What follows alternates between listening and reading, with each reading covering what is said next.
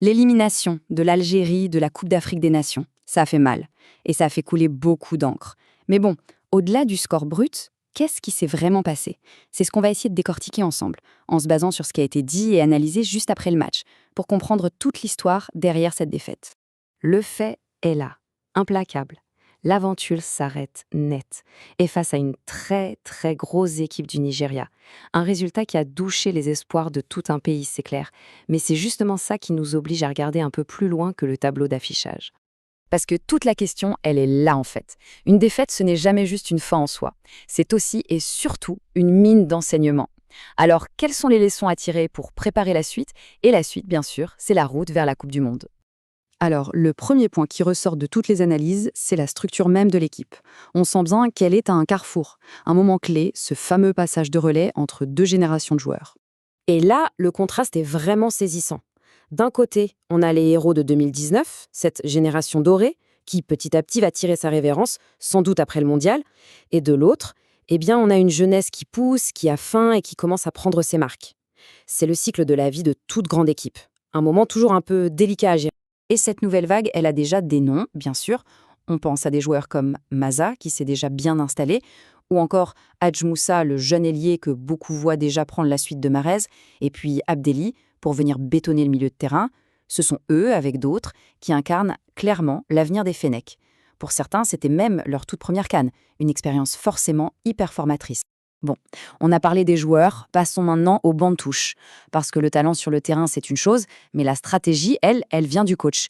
Et il faut dire que lors du match décisif contre le Nigeria, le coaching a été au centre de toutes les discussions. Voilà, ça c'est une définition parfaite du rôle d'un coach. En gros, quand ça devient compliqué, quand les joueurs doutent, son job c'est d'apporter des solutions claires, de simplifier le jeu, de réduire l'incertitude justement. C'est un peu le baromètre qui permet de juger sa performance dans les moments chauds. Du coup, la question s'impose. Si le coach est là pour réduire l'incertitude, pourquoi est-ce que l'équipe a semblé si perdue par moments? Pourquoi n'a-t-on pas senti les ajustements nécessaires pour contrer cette puissance nigérienne? L'analyse post-match met en lumière plusieurs choix qui posent question. D'abord, une certaine passivité à la mi-temps, alors que l'équipe souffrait déjà énormément. Ensuite, des joueurs qui semblaient un peu utilisés à contre-emploi, comme Amoura qui ne pouvait tout simplement pas lutter face aux géants nigériens, ou Shaibi qu'on a senti un peu perdu sur le terrain. Et surtout, cette absence de réponse aux défis physiques imposés par l'adversaire, alors qu'un Bounja avait justement prouvé contre la RDC qu'il pouvait être la solution dans ce genre de combat.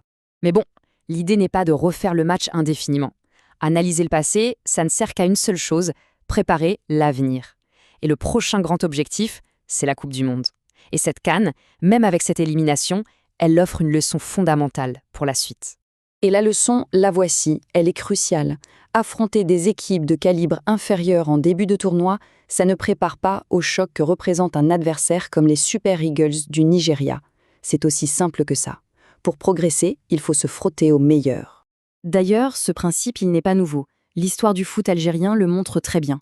Que ce soit en 1982 ou en 2014, les grands parcours en Coupe du Monde ont toujours été précédés par des matchs amicaux contre du très lourd. La conclusion est donc assez simple. Pour pouvoir rivaliser avec les meilleurs, il faut jouer contre les meilleurs et le plus souvent possible. Maintenant, est-ce que la préparation et la tactique sont vraiment les seules pièces du puzzle? Ça nous amène à un dernier sujet, un peu plus délicat, qui a plané sur toute la compétition. L'arbitrage. Un facteur externe, disons, qui ajoute une couche de complexité à l'analyse de cette élimination. Cette petite phrase, lâchée par une immense star du continent comme Sadio Mané, elle est lourde de sens. Elle suggère, à demi-mot, que le résultat sur le terrain n'est pas qu'une question de performance sportive. Forcément, cette phrase énigmatique de Mané, elle a fait jaser. Qu'est-ce qu'il faut comprendre derrière ce « il se passe beaucoup de choses ». Clairement, ça ouvre la porte à pas mal de questions sur les coulisses de la compétition. Ce qui est évoqué dans les analyses, c'est un malaise plus général, un sentiment partagé que des facteurs externes ont pu avoir un rôle, avec des décisions arbitrales parfois jugées, disons, partiales, ou en tout cas très difficiles à comprendre.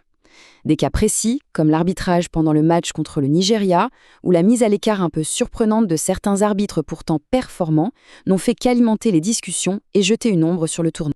Bref, pour résumer, cette élimination, ce n'est pas une fin du monde, c'est un moment charnière. Un de ces moments qui force à regarder la réalité bien en face, l'urgence d'intégrer pour de bon cette nouvelle génération, la nécessité d'une vraie remise en question tactique et aussi la prise de conscience des défis, y compris ceux qui sont extrasportifs, dans le football africain d'aujourd'hui. Voilà, la défaite est digérée, les leçons sont sur la table, la question finale, elle est donc grande ouverte et, finalement, pleine d'espoir. Est-ce que ce moment difficile sera le vrai point de départ pour construire la prochaine grande équipe d'Algérie, celle qui va nous faire vibrer lors de la prochaine Coupe du Monde? L'avenir nous le dira.